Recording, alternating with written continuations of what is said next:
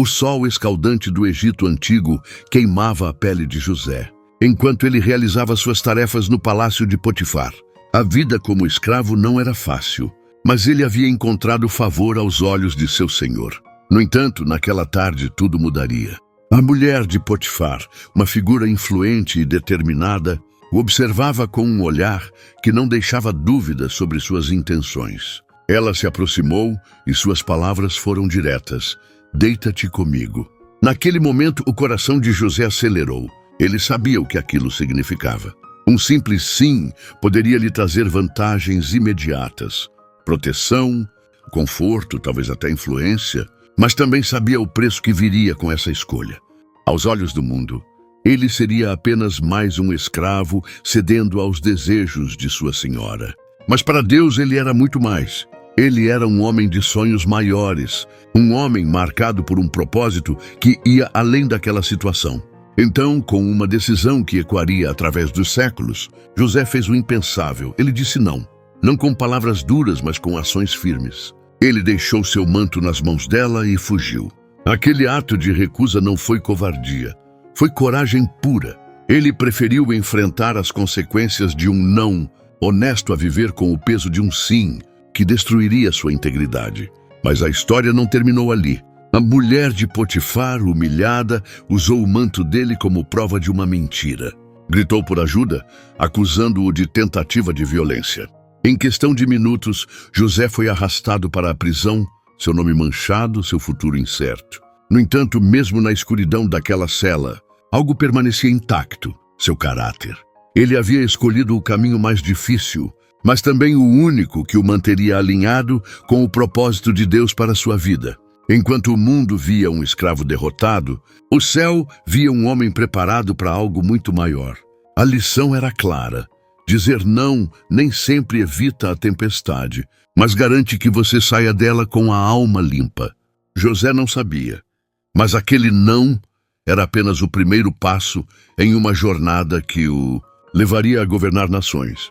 Quantas vezes enfrentamos escolhas semelhantes? Oportunidades que parecem boas, mas que, no fundo, exigem que negociemos nossos valores. Às vezes o sim parece o caminho mais fácil, mas é o não que nos protege de perder o que realmente importa.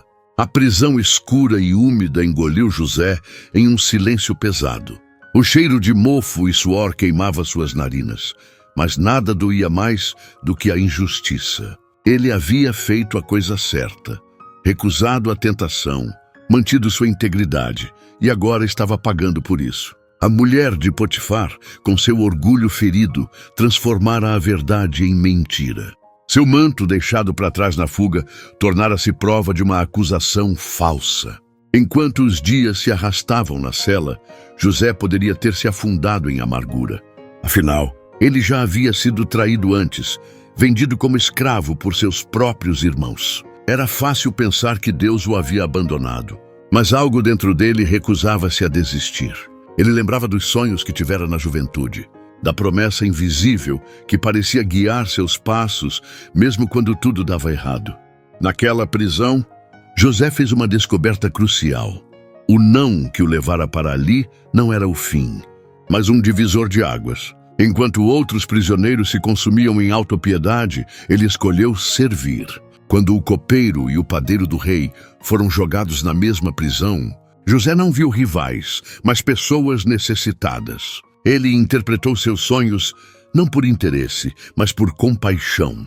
O tempo revelou a ironia divina. A mesma habilidade que Potifar admirara em José, sua capacidade de administrar, agora florescia no lugar mais improvável. O prisioneiro tornou-se responsável pelos outros detentos. Seu não à tentação preservara algo essencial: sua credibilidade. Mesmo encarcerado, ele era confiável. 2 anos se passaram. O copeiro, restaurado à sua posição, esqueceu-se de José. Mas Deus não. Enquanto isso, no palácio, o faraó começava a ter sonhos perturbadores que ninguém conseguia interpretar. Foi então que o copeiro lembrou-se do prisioneiro, hebreu que decifrara seu destino com precisão. A história de José nos ensina que cada não há um atalho errado, nos coloca no caminho de uma oportunidade maior. O sim à mulher de Potifar poderia tê-lo levado a momentos de prazer, mas seu não o conduziu ao propósito eterno. Na economia divina, nenhum ato de integridade é desperdiçado. Quantas vezes somos tentados a acreditar que ceder só desta vez não fará diferença? Que um pequeno desvio não terá consequências? A verdade é que cada decisão nos molda. José poderia ter racionalizado: Deus entenderá.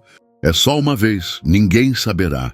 Mas sua recusa em negociar seus princípios manteve seus sonhos vivos, mesmo quando tudo parecia perdido. Comente abaixo. Você já enfrentou uma situação onde ceder parecia a opção mais fácil, mas resistiu? Como essa escolha impactou sua vida posteriormente? Os grilhões que prendiam José agora estavam enferrujados pelo tempo. 2 anos inteiros se passaram desde que interpretara os sonhos do copeiro e do padeiro. O copeiro fora libertado como previsto, mas esquecera sua promessa. José continuava na prisão e o silêncio de Deus parecia ensurdecedor. Nesse período de aparente abandono, José enfrentou sua prova mais difícil: manter a fé quando nenhum sinal visível confirmava seu destino. Enquanto administrava a prisão, ele podia sentir o peso da injustiça a cada dia. Não havia garantias de que sairia dali, nenhuma promessa humana que sustentasse sua esperança. Foi então que o faraó começou a ter sonhos perturbadores. 7 vacas magras devorando 7 vacas gordas. 7 espigas mirradas consumindo 7 espigas viçosas. Nenhum dos sábios do Egito conseguia decifrar o significado. O terror se espalhava pelo palácio, pois todos sentiam que aquelas visões anunciavam algo crucial para o futuro da nação. Nesse momento crítico, o copeiro finalmente se lembrou de José. Hoje me lembro de minha falta, confessou ao faraó, descrevendo o prisioneiro hebreu que interpretara seu sonho com precisão. José foi trazido às pressas da masmorra, barbeado, vestido com roupas limpas e levado à presença do governante mais poderoso do mundo conhecido. O encontro mudaria tudo. José não se vangloriou de sua habilidade, mas atribuiu o dom de interpretação a Deus. Sua humildade, depois de anos de sofrimento, impressionou o faraó. A interpretação foi clara. 7 anos de abundância seriam seguidos por 7 anos de fome devastadora. José não apenas explicou os sonhos, mas propôs um plano detalhado para armazenar alimentos durante os anos bons. O que se seguiu foi uma ascensão meteórica. Em um dia, José passou de prisioneiro a vice-governador do Egito. O anel de selar do faraó, vestes de linho fino e uma corrente de ouro no pescoço marcaram sua nova posição. Aos 30 anos, ele se tornava o segundo homem mais poderoso do império, responsável por implementar o plano que salvaria não apenas o Egito, mas nações vizinhas. Essa virada dramática revela uma verdade profunda.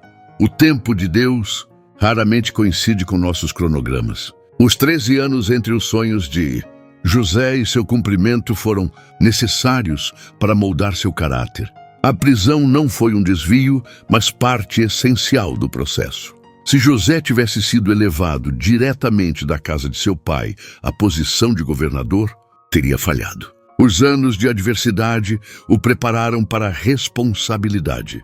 A história nos desafia a reconsiderar nossos períodos de espera. O que parece atraso pode ser preparação. O que interpretamos como abandono pode ser o silêncio sábio de um pai que está trabalhando nos bastidores. José aprendeu a confiar não nos sinais visíveis, mas no Deus invisível que nunca o deixou, mesmo quando parecia ausente. Comente abaixo. Você já experimentou um período onde Deus pareceu silencioso, mas depois revelou o seu propósito? Como essa experiência moldou sua fé? A fome se espalhava por todas as terras, mas no Egito havia alimento. Quando os irmãos de José chegaram para comprar trigo, eles se curvaram diante dele, cumprindo involuntariamente os sonhos de sua juventude. José os reconheceu imediatamente.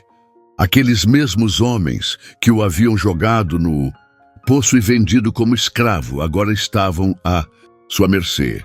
O coração de José acelerou. Ele poderia ter se revelado naquele momento, mas algo mais profundo o fez agir com sabedoria. Em vez de vingança, ele escolheu um caminho que testaria o caráter transformado de seus irmãos. Quando exigiu que trouxessem Benjamim, o irmão mais novo, estava verificando se ainda haveria favoritismo na família. Ao colocar o copo de prata na sacola de Benjamim, testou se os irmãos abandonariam o caçula, como fizeram com ele. A cena emocionante da revelação final mostra José chorando tão alto que todo o palácio ouviu. "Eu sou José. Meu pai ainda vive?" Estas palavras, carregadas de emoção, revelam que, apesar de todo seu poder, o que mais importava para ele eram os relacionamentos familiares. Sua declaração, "Não fostes vós que me enviastes para cá, mas Deus", mostra uma compreensão espiritual profunda. Ele conseguia ver a mão divina guiando até mesmo os eventos mais dolorosos. O perdão de José não foi superficial. Ele proveu generosamente para sua família, dando-lhes a melhor terra no Egito e garantindo seu sustento durante os anos difíceis de fome.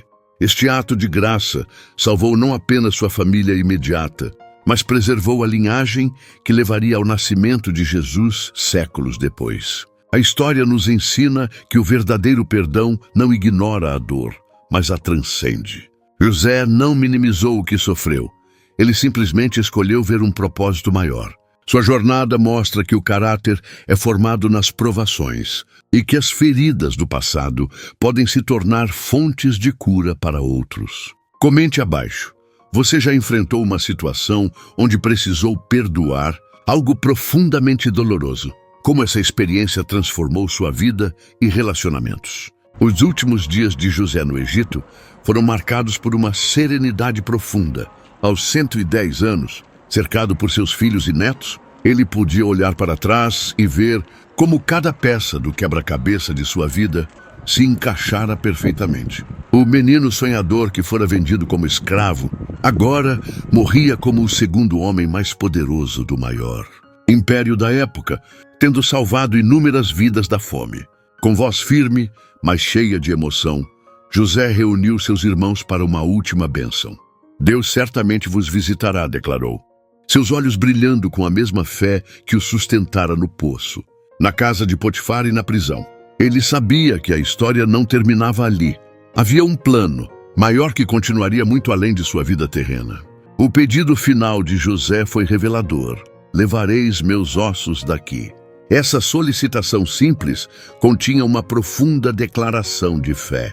Ele não queria ser lembrado como um príncipe egípcio, mas como um herdeiro das promessas feitas a Abraão, Isaque e Jacó. Por gerações, seu caixão permaneceria no Egito como um testemunho silencioso, lembrando ao povo de Israel que aquela não era sua casa definitiva.